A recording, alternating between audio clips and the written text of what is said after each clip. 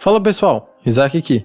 É muito comum no universo de fantasia vermos feiticeiros poderosos desintegrando inimigos com um único ataque elemental, seja de fogo, eletricidade, gelo e por aí vai. Mas por que Gandalf não faz isso? Por que ele não utilizava bolas de fogo gigantescas em combate para dizimar milhares de orcs de uma vez só? E Morgoth, o antigo mestre de Sauron, por que quando ele enfrentou Fingolfin, um mero elfo, ele não o incinerou antes mesmo que ele tivesse a chance de desembainhar sua espada? Vamos falar sobre isso neste vídeo. A primeira coisa que eu gostaria de fazer é desmistificar uma coisa, que a magia no universo Tolkien é diferente e não poderia ser utilizada dessa forma. Poderia sim, e eu posso provar. Durante a Guerra dos Cinco Exércitos, momentos antes que as águias chegassem ao campo de batalha, os orcs infestaram o local onde Gandalf e Bilbo estavam. Então, Tolkien nos diz que Gandalf cogitou fazer um último ataque mágico antes de morrer. Aspas para o livro O Hobbit. E o fim não parecia muito distante. Não vai demorar muito, pensou Bilbo, para que os orcs ganhem o portão e todos nós sejamos mortos ou encurralados e capturados. Gandalf também estava lá, sentado no chão como se meditasse profundamente, preparando um último golpe de magia antes do fim. Além disso, no livro O Retorno do Rei, Gandalf também conjura um feitiço ofensivo pela palma de sua mão, que faz com que os Nazgûl recuem, de modo muito semelhante ao que acontece nos próprios filmes. Aspas. Ele ergueu a mão, e dela um raio de luz branca cortou os ares acima. O Nazgûl soltou um grito longo e choroso, e desviou-se. E depois disso, os outros 4 hesitaram. Para concluir o raciocínio, vejamos o que o próprio professor Tolkien disse em sua carta número 155. Aspas. Receio que eu tenha sido casual demais sobre magia, e especialmente sobre o uso da palavra. O método maligno mais utilizado nas operações do inimigo é o domínio de outras vontades. Mas magia produz efeitos reais no mundo físico. Portanto, acho que já está claro para todo mundo que o tipo de magia mais tradicional, de manipulação de elementos, por exemplo, existe no universo Tolkien. Mas se ela existe, por que ela não é tão utilizada então? Nem por Morgoth, nem por Sauron, nem mesmo por Gandalf. A resposta curta é: Tolkien não queria um universo no qual a magia fosse banalizada e uma solução conveniente para tudo. Sendo assim, para contornar este problema, o professor criou uma série de restrições e consequências para que uma magia fosse realizada. Mas antes de entrarmos em mais detalhes, é preciso esclarecer o seguinte: Morgoth e Sauron possuíam razões bem diferentes das de Gandalf para não utilizar magia de forma exaustiva. Eu já mencionei em outros vídeos, mas vale mencionar isso novamente aqui para contextualizar. Todos os seres que se rebelaram contra Deus tiveram sua conexão com o Criador cortada, e isso resultou com que seu suprimento de energia não fosse mais reabastecido e tenha, portanto, se tornado limitado. Em outras palavras, isso significa que a cada feitiço lançado por Morgoth, Sauron, Saruman, uma pequena porção de sua energia irá diminuir para sempre. Dentre os citados, Saruman é o melhor exemplo de todos. Ele já havia sido o mago mais poderoso dentre os Istari, mas gastou tanto seus poderes que se tornou praticamente um velho comum, e foi derrotado por hobbits, uma das raças mais fracas fisicamente falando. Portanto, temos a seguinte situação: Morgoth e Sauron possuíam uma quantidade limitada de energia e sabiam disso. Então, uma forma inteligente de utilizar esse poder era criando coisas mais duráveis do que um feitiço de destruição. Porque pense junto comigo, um feitiço é lançado, a energia é gasta e o efeito do feitiço é finalizado ali mesmo. Por outro lado, não seria mais vantajoso se você utilizasse este mesmo poder para, digamos, criar um anel que potencializa seu poder de modo prolongado, como Sauron fez? E Morgoth também criaria algo similar. Morgoth criou um machado gigante, encantado, chamado Grond, o martelo do mundo subterrâneo, que onde acertava criava um buraco que fazia jorrar fumaça e fogo. Aspas para o Silmarillion. Morgoth então ergueu bem alto Grond, o martelo do mundo subterrâneo, e o fez baixar como um raio, e Grond abria tremendos buracos na terra, de onde jorravam fumaça e fogo.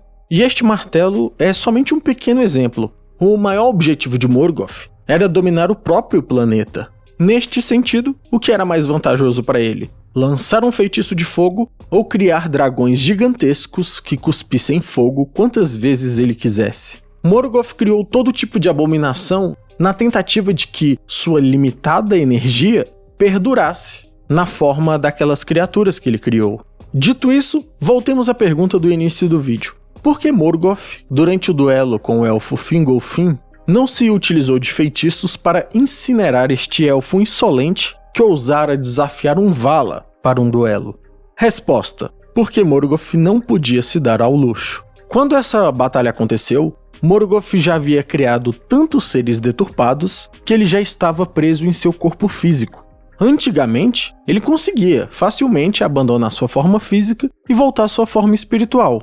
Já agora, ele estava preso. Aspas para o livro O Anel de Morgoth. Eventualmente, ele utilizou seu poder para obter controle de outras pessoas e criaturas. Morgoth, durante a Guerra das Joias, havia se tornado permanentemente encarnado, e por essa razão, ele passou a ter medo.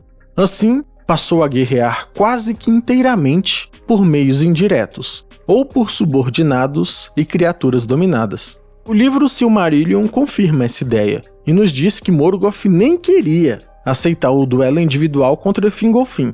Aspas: Fingolfin fez soar sua trombeta e golpeou mais uma vez os portões de bronze. E Morgoth veio, e o que se diz é que não aceitou o desafio de bom grado, pois, embora seu poder tenha sido maior que tudo que existe no mundo, ele era o único dos Valar que agora conhecia o medo. E não para por aí. O poder de Morgoth estava tão no limite que, durante a batalha, o elfo Fingolfin cortou seu pé e ele mancou para sempre, sentindo dor. Vale dizer que seres divinos como Morgoth e Sauron, no auge de seus poderes, poderiam reconstruir seu corpo físico completamente, assim como Sauron reconstruiu seu corpo 2 vezes, uma após a queda de Númenor e outra após ter seu corpo destruído na Guerra da Última Aliança. Já Morgoth estava com seu tanque de gasolina tão baixo que não conseguiu sequer curar o pé e uma cicatriz que o Rei das Águias, chamado Torondor, lhe fez no rosto. Aspas novamente para o Silmarillion. A partir daquele dia, Morgoth mancou para sempre, e a dor de seus ferimentos não podia ser mitigada, e no rosto trazia a cicatriz deixada por Torondor. Então, em resumo, Sauron e Morgoth evitavam utilizar feitiços elementais por 2 motivos. O primeiro, para não acabar como Saruman, um homem velho sem poderes. O segundo motivo, porque um feitiço elemental consome energia, evapora e não te traz nada de retorno além de uma breve e pontual destruição. Já se você empregar sua energia na criação de seres como dragões, lobisomens, ou ainda em artefatos como o Um Anel ou Grond, o martelo do mundo subterrâneo, eles se tornariam muito mais duráveis e poderiam ser reutilizados diversas vezes, quem sabe por milhares de anos. E, portanto, valeria muito mais o investimento da energia, que era limitada. Mas esses eram os motivos de os rebeldes, como Morgoth e Sauron, não utilizarem tanto magia. Mas e Gandalf? Gandalf não se rebelou contra Eru Ilúvatar. Sendo assim, ele teria sua energia restabelecida pelo Criador. Por que ele não sai conjurando feitiços à vontade e fazendo voar orques para tudo que é lado no campo de batalha? Bem, quando os Valar estavam debatendo sobre quem seriam os magos que iriam para a Terra-média, olha o que eles dizem. Aspas para Contos Inacabados. Quem haveria de ir?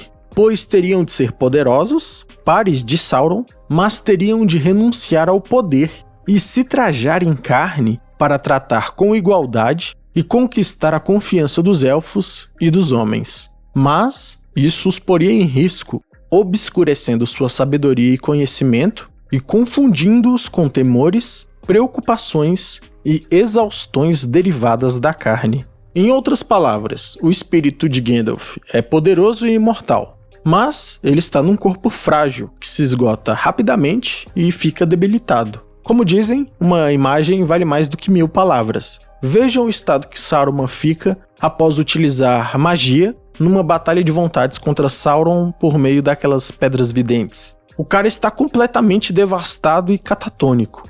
Mas vamos fazer um exercício de hipótese. Digamos que o corpo de Gandalf conseguisse suportar ele sair conjurando uma saraivada de encantamentos. Mesmo assim, ele não tinha permissão para fazer isso, porque a missão dada a ele pelos Valar não era de ir lá e resolver tudo sozinho. Se fosse para fazer uma intervenção tão direta, os próprios Valar iriam mandar Tulkas lá em Mordor para acabar com a raça de Sauron na porrada. O plano do Criador é que através dessa ameaça em comum que Sauron representava, os homens, elfos e anões colocariam suas diferenças e ressentimentos milenares de lado e se uniriam no momento de aflição com o mesmo propósito. O papel de Gandalf e de todos os magos não era chegar lá e ganhar a batalha sozinho. Na verdade, eles estavam proibidos de fazer isso. Aspas para Contos Inacabados novamente. Os emissários estavam proibidos de se revelar em forma de majestade, ou de procurar dominar as vontades dos homens ou dos elfos através da demonstração aberta de poder. Vindos em formas frágeis e humildes, tinham a incumbência de aconselhar e persuadir os homens e os elfos para o bem, e procurar unir todos aqueles que Sauron tentaria dominar e corromper. Então, em resumo, Gandalf poderia utilizar um feitiço aqui e ali para garantir que a missão fosse cumprida, mas estava proibido de exagerar. E mesmo que ele desobedecesse e tentasse conjurar um feitiço colossal, seu corpo limitado simplesmente não acompanharia. Tanto é que ele morreu na luta contra o Balrog, pois seu corpo é análogo ao de um homem velho e sobrecarregaria. Um salve aos novos membros do canal Johnny Blasco, Matheus Salazar, e aos membros que evoluíram seus maguinhos, Davi Marinho, Adriano Lima e Lucas Anco. Obrigado pelo apoio, meus queridos amigos. E com isso chegamos ao fim de mais um vídeo. Se você gostou, não deixe de se inscrever e deixar um gostei para ajudar o canal. Um abraço e até o próximo vídeo.